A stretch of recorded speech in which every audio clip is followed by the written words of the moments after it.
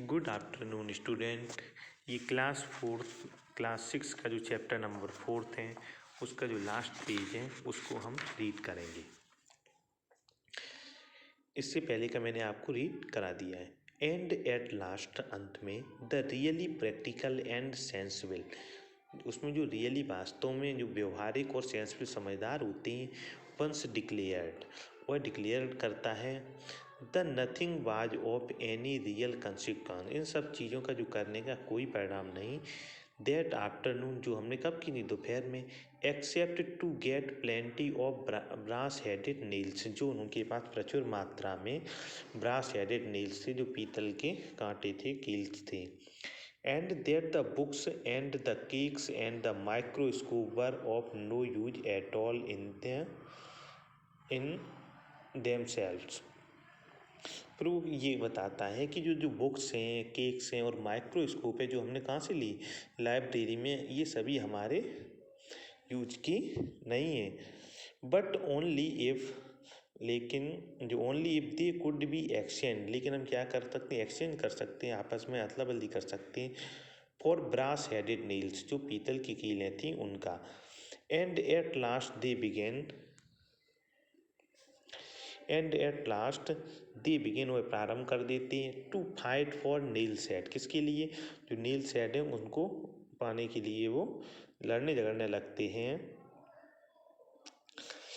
As the other fought for bits of garden, जैसे कि वो बिट्स ऑफ गार्डन में लड़ झगड़ रहे थे, उन्होंने क्या, फूलों को रौन दिया था, ट्रैम्पल्ड कर दिया था। Only here and there a despised one went away quietly into a corner and tried to get a little quiet with a book। उसमें से जो तिरस्कृत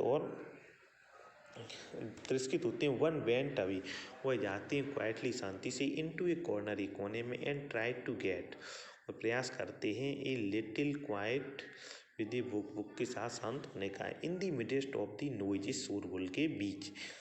but all the practical ones thought of nothing else counting nail heads, लेकिन but all the practicals, जो व्यवहारिक था, once thought, उसने सोचा कि नथिंग एल्स, ये हमारे किसी भी काम नहीं, बट काउंटिंग नील सेड, लेकिन हम क्या कर सकते हैं, जो नील सेड इनको काउंटिंग कर सकते हैं, ऑल दी आफ्टरनून, जो आफ्टरनून में इकट्ठी की थी, even though they knew they would not be allowed to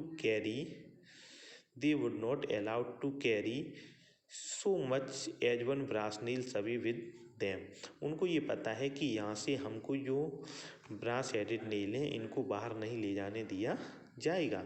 but no, लेकिन नहीं, it was who has most Niels, वो ये जानना चाहिए किसके पास कितनी अधिक हैं।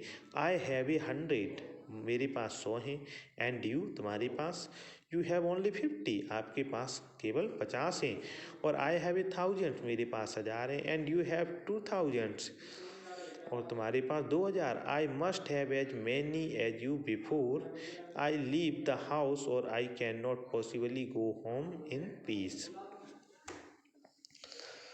आई must have as many as you before, जाने से पहले मेरे पास अधिक, आई लीव दी हाउस, इस घर को छोड़ने से पहले, और I can not possibly go home, इसे नहीं, पॉसिबल नहीं है, कहाँ, गो हेम इन पीस, शांति से ले जाना।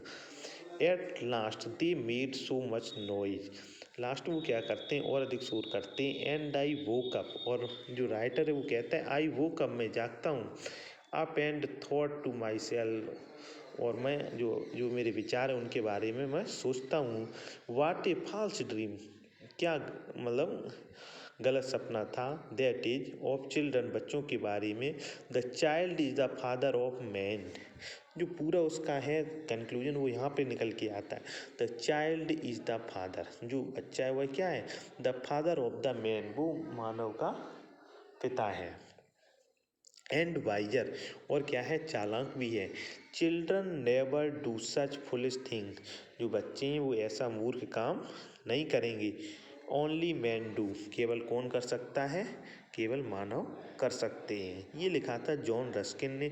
इसी के साथ ये आज का